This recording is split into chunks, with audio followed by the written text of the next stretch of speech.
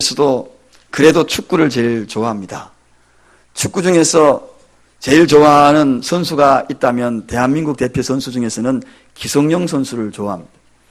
기성용 선수가 있으면 왠지 국가대표팀이 든든한 것 같아요. 중간에 한 사람만 또 버티고 있어도 왠지 든든하고 마음이 아주 그냥 평안을 느낍니다. 기성용 선수가 만약에 어떤 부상을 당해서 못 나온다든가 아니면은 상황에서 못 나온다고 하면 왠지 불안한 느낌이 들고, 여러분은 어떻습니까? 이게 바로 그 사람이 있으므로 든든함을 느낀다. 다른 말로 이야기하면은 존재감이라고 이야기합니다. 존재감. 한 사람이 존재함으로 그 팀이 든든하고, 여러분이 존재함으로 가정이 든든하고, 그런 이 존재감. 병석에 있어도 남편이 있으면 든든한 겁니다.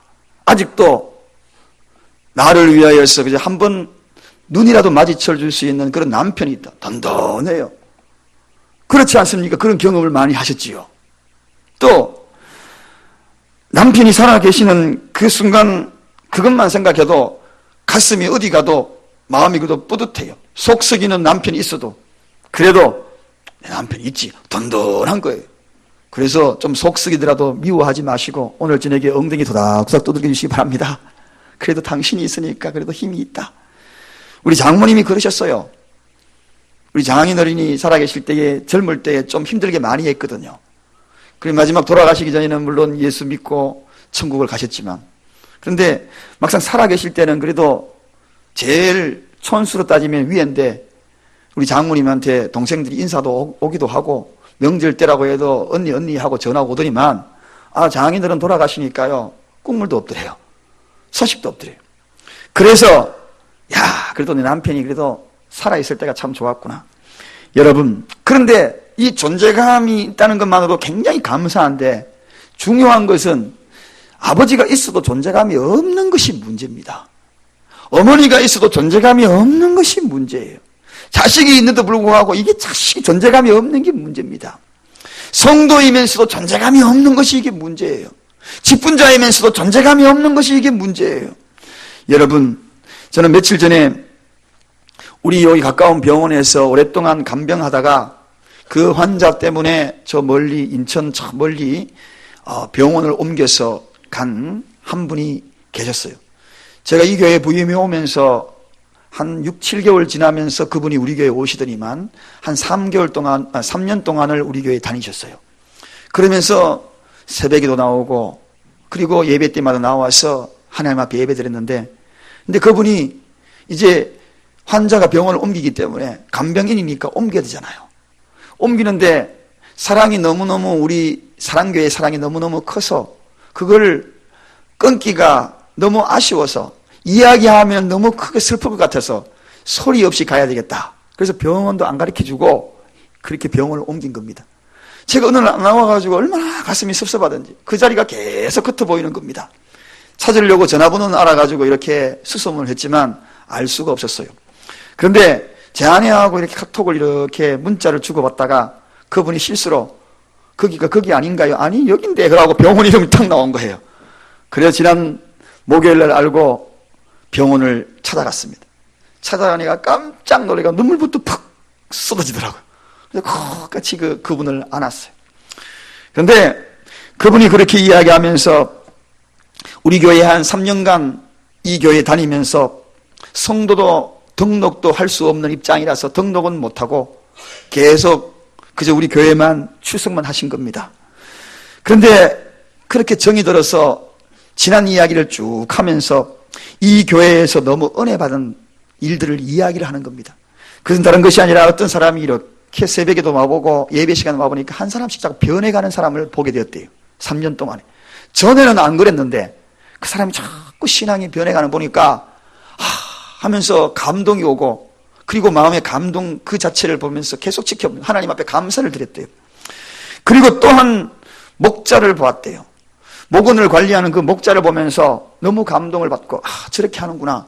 그런 것을 생각하면서 은퇴하게 되면 이제 일할 수 없는 간병인으로서 할 수 없는 그런 나이가 되면 아들한테 이야기해가지고 나 일로 이사를 와야 되겠다. 그래서 여기 부천에 이사를 오려고 그렇게 생각을 해야 되겠다. 아들하고 상의를 해보겠대요. 그래서 하시는 말씀이, 목사님 부탁했는데 만약에 일로 이사 오면은 그 목장에 꼭 저를 넣어주세요. 그러더라고요. 이미 목장을요, 몇 년이 될지 모르고 예약을 했어요. 꼭. 그래서 제가 그 전화를 받고 그 이야기를 듣고 얼마나 가슴이 벅찬지. 그래서 제가 그 목자에게 전화를 걸었어요.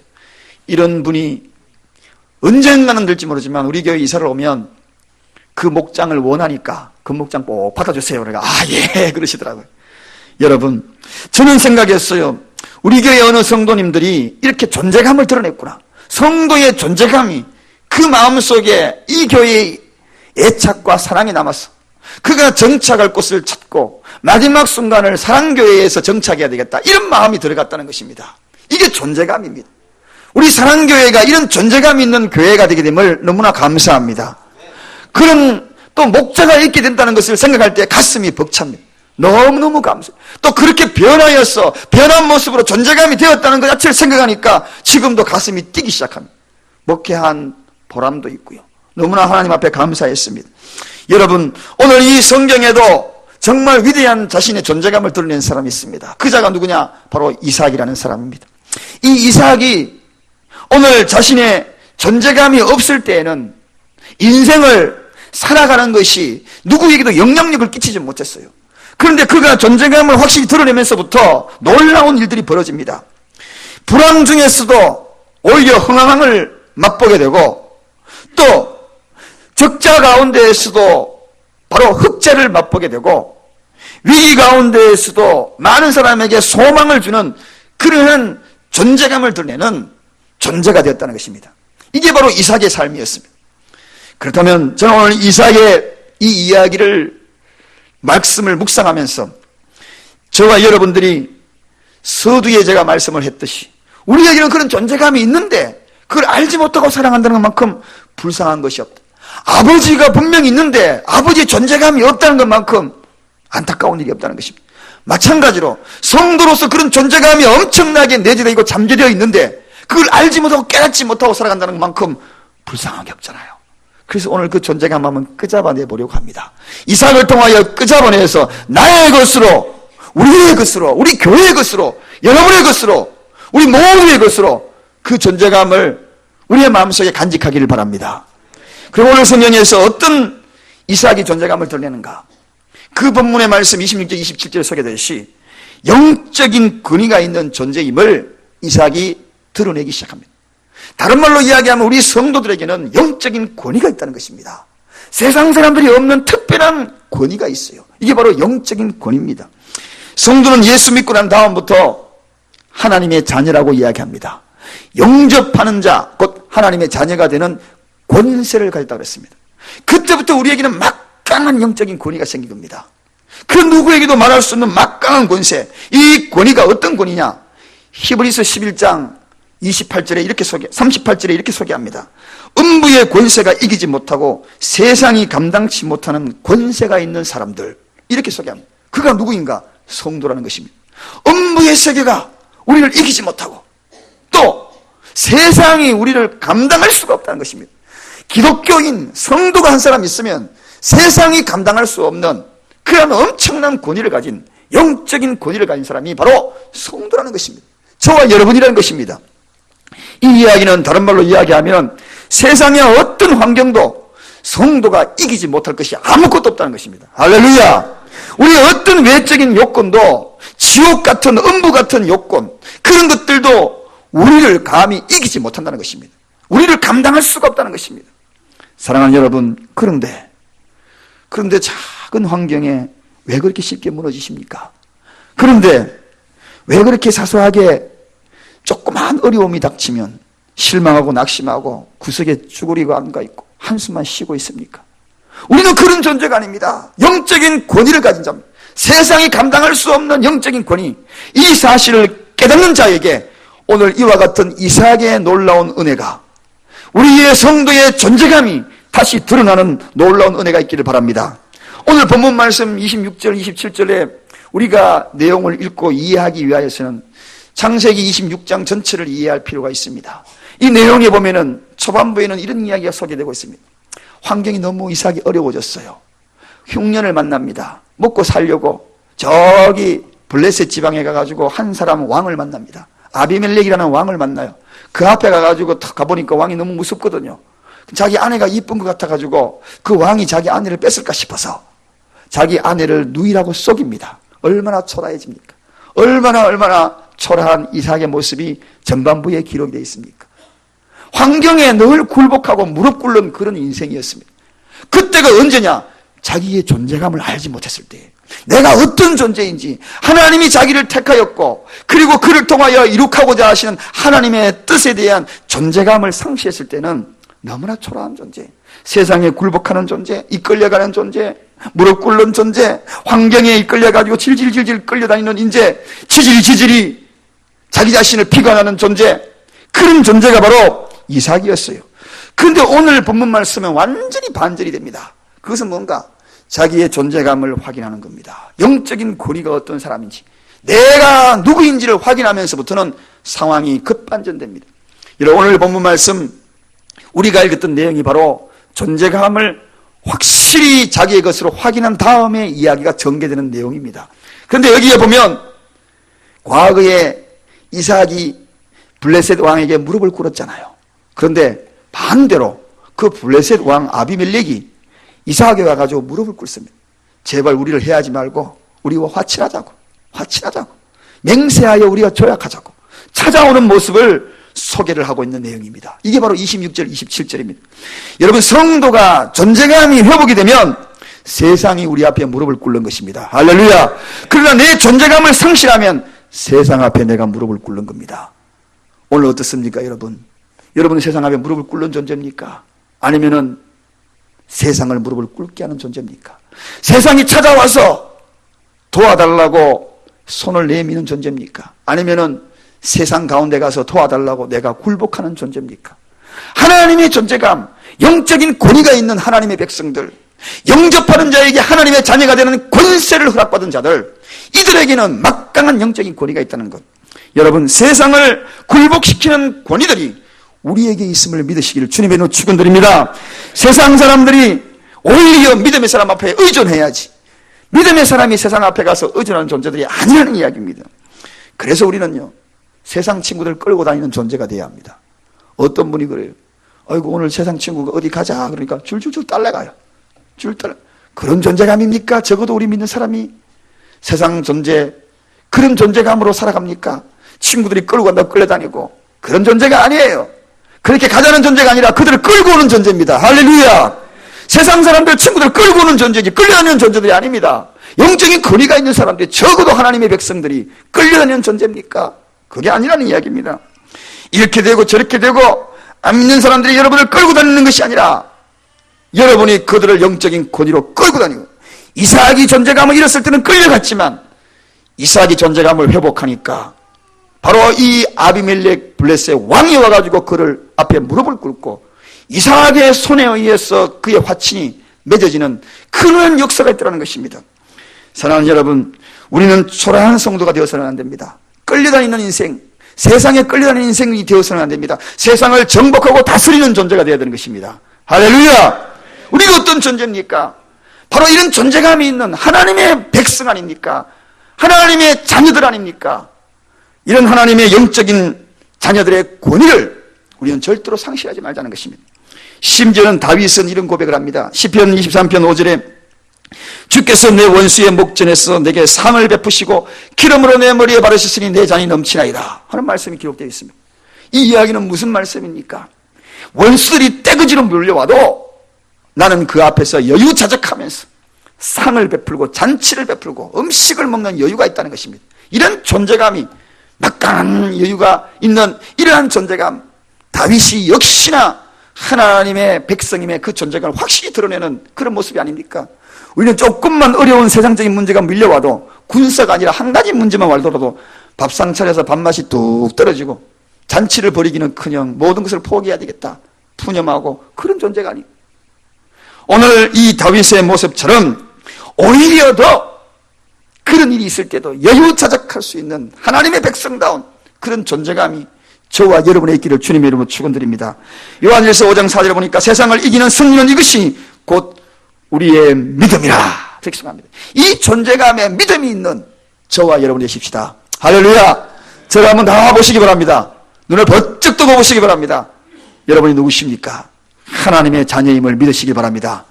이 믿음이 곧 세상을 이기는 믿음이라. 아멘. 이 영적인 고리가 여러분에게 있기를, 충만히 있기를 간절히 축원드립니다. 두 번째, 이 이삭이 영적인 고리뿐만 아니라 또 하나 그의 존재감을 드러내는 것이 있습니다. 그것은 무엇이냐? 28절에 있습니다. 우리 28절 다 같이 한번 읽어보겠습니다. 창세기 26장 28절 다 같이 읽겠습니다. 시작. 그들이 가로되 여호와께서 너와 함께 계심을 우리가 분명히 보았으므로. 여기까지 합니다. 여호와께서 너와 함께 계심을 우리가 분명히 보았다. 안 믿는 자들이요, 믿는 사람을 바라볼 때 적어도 이런 존재감이 드러나야 한다는 것입니다.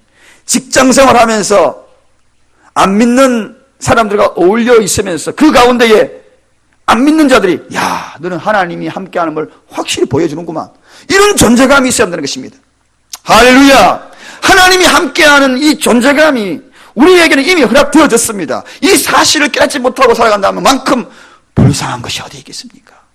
어떤 일을 하더라도 이런 확신감의 이 믿음이 세상을 이기느니라. 아멘. 그렇습니다. 한마디로 성도는 하나님이 함께한다는 것을 확실히 보여준,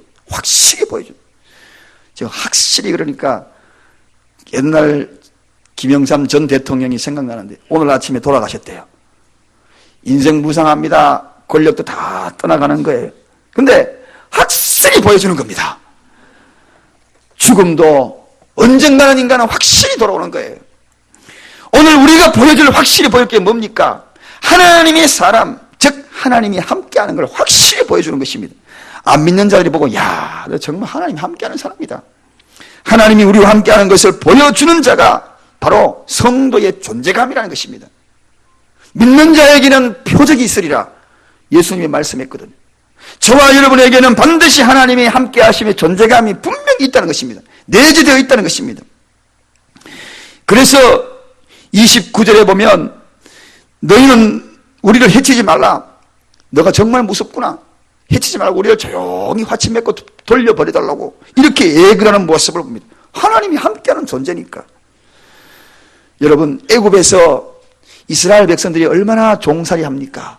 벽돌 굽고요, 채찍 맞고요. 그런데 출애굽기 1장을 여러분 계속해서 한번 묵상해 보시면 거기에는 아주 재밌는 이야기, 이럴 수 있을까 하는 이야기가 나와요. 그렇게 매맞고 노예 생활하는데 1장 20절에는 하나님이 은혜를 베푸시니 생육이 번성하고 힘이 강대했더라, 그렇게 얘기합니다. 노예살이 하는데도 힘이 강대한 거예요. 그러니까 애굽 백성이 노예 보고도 두려워하는 겁니다. 노예 보고도 두려워하는 거예요. 왜냐면 자꾸 힘이 강대해지니까, 자녀들을 낳으니까요, 자녀들이 기골이 왕성해가지고 더 신실하니까, 하나님이 함께하는 것을 보여주시니까. 할렐루야. 여러분, 종업원이 안 믿는 직장에 그 가운데 종업원이 한 사람, 믿는 사람이 딱 들어가면요, 하나님이 함께하는 걸 보여줄 수 있도록, 역사할 수 있도록 기도하시기를 주님으로 축원드립니다. 야, 그렇구나. 저 직원은 하나님이 함께하는 사람이구나. 사장 눈이 더 비춰지고 상사에도 비춰지고. 보십시오, 애굽 사람들이 바라봤을 때에, 애굽 사람들이 이스라엘 백성을 평가할 때 대단히 번성하는 겁니다. 두려워하는 것입니다. 치플레이라는 치킨 전문점이 미국에서 대단히 활성화되고 많은 전문점으로 소비자와 직원들에게 유익을 끼치는 그러한 전문점으로 유명합니다. 이 치플레이라는 뜻은 A급 재료만 쓴다, 치킨의 A급 재료만 쓴다, 그런 뜻이. 그런데 이 창업자가 바로 트루엣 캐시라는 사람입니다. 이 사람이 44년간 교회학교 교사를 합니다. 44년간. 그러니까 경영을 하면서도 계속 교사가 연장되었다는 거죠. 44년. 일생을 교사를 한 겁니다.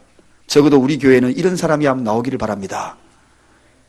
이런 분이 나오기를 바랍니다. 정말입니까?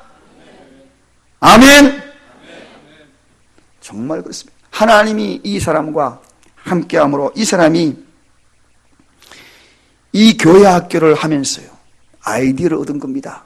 하나님은요, 헌신하는 그 가운데 항상 아이디어를 주셔요. 여러분이 봉사하는 그 가운데 하나님이 아이디어를 주셔요. 아이들에게 어떻게 해야 맛있는 치킨을 공급해 줄까? 그러면서 아주 부드럽고 최고 A급 그 재료를 써가지고 바로 이 투리엣 캐시라는 사람이 이 쉽게 말하면 치킨점을 냅니다. 이게 바로 치플 A입니다. 그런데 아이들을 위하여서 책도 쓰고 아이들을 위해서 봉사할 기틀을 마련하고 그리고 젊은이를 위해서 대학금, 장학금도 지원하기도 하고 그리고 특별히 이 회사의 특징적인 것이 하나 있어요. 그것은 뭐냐? 모든 사람은 대리점을 내려고 그러면 돈을 많이 투자를 해야 합니다. 어떤 여러분 대리점 하려고 그러면 돈 많이 내야 되죠. 그런데 여기는 돈 하나도 없이 대리점을 하게 합니다. 그것은 뭐냐? 종업원 중에서 성실하고 신앙이 좋고 그리고 믿음이 신실한 사람, 그 사람을 눈여겨보다가 그 사람을 선출해서 내가 다 자본력 대줄 테니까 네가 한번 경영해봐라. 그리고 경영하고 그 가운데의 수익금은 네 배당대로 다 갖고 가라. 단 하나 하나님 앞에 11조는 드리라 하고 계획서를 딱 써. 계약서를 딱 써요. 계약서 쓰면서 하나 더 들어가는 것이 있습니다. 그거 뭐냐? 목사님 추천서를 받아와라. 우리는 오늘날 가만히 보면은 추천서 써달라고 하면은 여러분 무슨 추천서입니까? 그래가지고 신앙의 추천서는 없잖아요. 근데 여기는 신앙의 추천서가 있어요. 신앙생활 잘하니 담임 목사님 추천서를 받아. 그래서 그 사람을 선택해서 그 대리점에 적어도 10억, 20억 들어가는 그 대리점, 거기에 총 책임자 경영자로 그걸 맡깁니다. 여러분, 그러면서 그는 많은 일들을 해나가기 시작을 합니다. 모든 소비자와 그리고 직원에게 최고의 나름대로의 유명한 말을 하지요. 그 이야기가 뭡니까? 그가 쓰는 책이 있습니다. 그 책이 바로 성공하는 것이 실패하는 것보다 더 쉬운 일이다. 그런 책을 썼어요. 여러분, 이 말을 참 말이 안 맞지요. 성공하기가 쉽습니까? 실패하기가 쉽습니까? 치킨점 내가지고 우리나라에 치킨점 내가지고 10개 중에 9개가 망한대요. 하나만 성공할까 말까 한대요. 그런데 이 사람이 이야기한 것은 성공하는 것이 실패하는 것보다 더 쉽다. 성공하는 것이 훨씬 더 쉽다. 쉽게 말하면 10개 오픈해가지고 9개는 성공할 수 있다. 그러면서 앞에 이야기한 것이 있습니다. 그게 뭐냐? 기독교 정신과 기업 윤리를 가지고 소비자와 직원을 대한다면 반드시 성공하는 것이 훨씬 더 쉽다는 것입니다. 할렐루야! 이게 그의 기업 마인드입니다. 다시 말하면은 그 사람이 기독교 마인드를 통하여서 정신을 통하여서 기업 윤리를 적용하고 소비자들을 생각하고 그리고 직원들을 생각하여서 하면 성공하는 것이 훨씬 더 쉽다는 것입니다. 성공하는 기업이 된다는 것입니다. 그의 존재감으로 인하여서 많은 사람에게 영향력을 끼칩니다. 그래서 그 기업이 지금도 많은 곳에서 알려지기 시작하고 아이들이 제일 좋아하는 치킨, 그래서 그 치킨을 찾는다고 합니다. 사랑하는 여러분, 오늘 우리의 이 존재감이 하나님이 함께하는 이 존재감을 드러내어서 저도 여러분도 이와 같이 당당한 기업가처럼 그러한 이삭처럼 하나님이 함께하는 그러한 은혜가 여러분의 가정에도 사업체에도 직장에도 나타나기를 주님의 이름으로 간절히 축원드립니다. 세 번째입니다. 세 번째는 그렇다면 이가 어떻게 해야 되는가? 여러분, 이삭은 은혜를 베풀고 평안을 제공하는 존재가 됩니다. 은혜를 베풀어요. 내가 복을 받으면 은혜를 베풀어야 돼요. 그리고 평안을 제공하는 그러한 사람이 되었다는 것입니다. 그 내용이 30절, 31절에 소개되고 있습니다. 우리 다 같이 30절, 31절 두 절을 함께 봉독하겠습니다. 다 같이 읽겠습니다. 이삭이 그들을 위하여 잔치를 베풀매 그들이 먹고 마시고 아침에 일찍 일어나 서로 맹세한 후에 이삭이 그들을 보내매 그들이 평안히 갔더라. 여러분 보십시오. 이 말씀, 블레셋 왕 여기 와가지고 잔치 받고 갔을 줄을 상상도 못했어요. 쫓겨날 줄 알고 찾아왔다가 이삭이 잔치를 베풀어줘요. 내가 받은 은혜를 너에게 나눠주마. 사실 이 아비멜렉은 과거에 이삭에게 홀대했거든요. 업신여겼거든요. 그런데 업신여긴 그 사람에게 이삭은 잔치를 베풀어주는 것입니다. 잔치 베풀 뿐만 아니라 그들이 돌아갈 때에 평안하게 맹세하고 우리 서로 침범하지 아니하고 너 어려울 때 내가 도와주마 하고 약속해가지고 그들을 보내니까 물이 없을 때에 물길로 와라. 우리 우물가로 물길로 오라 약속해서 돌려보내니까 이들이 돌아갈 때에 평안히 갔더라. 평안을 제공해. 적어도 우리 성도의 존재감은 바로 이런 것입니다. 은혜를 받았으면 은혜를 베풀 줄 아는 존재감. 또 적어도 우리 성도의 존재감은 평안을 제공하는 존재감. 할렐루야. 성도들이 머무는 곳에는 항상 평안을 제공하는 존재감. 저는 어제 목장에서 식사 준비를 하는 거 보고 제가 얼마나 참 감사한지 몰라요. 목원들이 거의 다 나왔더라고요. 다 나와가지고 그냥 화기애애하게 웃어가면서 식사를 준비하고 정말 잔치를 준비하듯, 마치 예수님 오실 때에 신랑을 맞이할 잔치를 준비하듯 성도들의 공동 이 아름다운 밥상을 제공하기에 잔치를 버무리고 하는 그 모습 보니까 너무너무 감사했어요. 그래서 제가 기도합시다. 주방에 들어가서 함께 기도를 했습니다. 여러분, 은혜는 베풀수록 넘치는 것입니다. 어떻게 넘치는지 아십니까? 보세요. 계속해서 말씀을 한번 읽어봅니다. 32절 33절 결론으로 읽겠습니다. 32절 33절입니다. 시작. 그날에 이삭의 종들이 자기들의 판 우물에 대하여 이삭에게 와서 고하여 가로되 우리가 물을 얻었나이다 하매 그가 그 이름을 세바라 한지라. 그러므로 그 성읍 이름이 오늘까지 보엘세바더라. 여러분, 이 이야기는 무슨 이야기입니까? 이 이야기는 그 당시에 우물은 너무 귀했어요. 너무 귀했어요. 은혜를 베풀고 싶은데 물이 없어서 베풀지 못하면 얼마나 안타까운 일이겠습니까? 그런데 오늘 이삭의 종들이 가가지고 물을 파러 간 겁니다. 우물을 파러 갔다는 것입니다. 봤는데 물을 발견했다는 것입니다. 그런데 그 이름을 뭐라고요? 세바라 한지라. 그러므로 그 성읍 이름이 오늘까지 보엘세바라. 보엘이라는 뜻은 우물이라는 뜻입니다. 무슨 뜻이라고요? 우물. 세바라는 뜻은 일곱이라는 뜻입니다. 무슨 뜻이요? 일곱. 우물을 몇 개 팠다는 것입니까? 7개. 여러분, 이제는 한 우물이 터진 게 아닙니다. 여기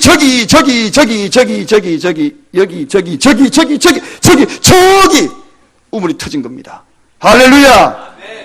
하나님의 사람, 이 존재감을 분명히 드러내면 성공하는 것이 실패하는 것보다 훨씬 쉬운 겁니다. 이 존재감을 드러내니까 우물 하나 가지고 그동안에 서로 다투고 물뜨고 했는데 파는 곳마다 우물이 하나만 주신 것이 아니라 7개의 우물이 터졌어. 보엘, 우물, 세바, 7, 보엘, 세바, 7 우물이 있는 성이 됐다는 것입니다. 여러분 보십시오. 성도의 존재감은 적어도 이런 것입니다. 저와 여러분의 존재감은 이런 것입니다. 영적인 권위가 있는 존재감, 그 권위에서 이끌려다니는 인생이 아니라 끌고 가는 인생이 될 때에, 세상에 이끌리는 것이 아니라 세상을 끌고 가는 존재가 될 때에, 뿐만 아니라 하나님이 함께함을 확실히 보여주는 그러한 존재가 될 때에, 하나님 은혜를 알고 은혜를 베풀고 나갈 때에, 그리고 평안을 제공하고 어느 장소에 평안을 제공하고 평안을 선포하고 화친을 맺고, 그리고 그들에게 평안을 제공하는 그 결과는 하나님은 그 일들을 그저 내버려 두지 않습니다. 어떻게 해요? 보엘세바 7 우물이 터지는 놀라운 역사를 이삭에게 허락하여 주었다는 것입니다. 어떤 신학자가 이런 이야기를 했습니다. 하나님은 이삭이 하는 일을 볼 때마다 미소를 지은다. 미소를 짓는. 이삭이 하는 일이 왜 그리 이쁜지 자꾸 미소. 다 같이 따라하십시다. 하나님이 내가 하는 일에 미소를 지으신다. 오늘 여러분, 제가 하는 일에, 여러분이 하는 일에 하나님이 미소를 지으. 그럴 때에 세바의 은혜, 7의 은혜, 우물의 은혜, 가라지 않는 우물의 은혜, 이 은혜가 존재감으로, 성도의 존재감으로 나타나기를 주님의 이름으로 간절히 축원드립니다. 기도하겠습니다.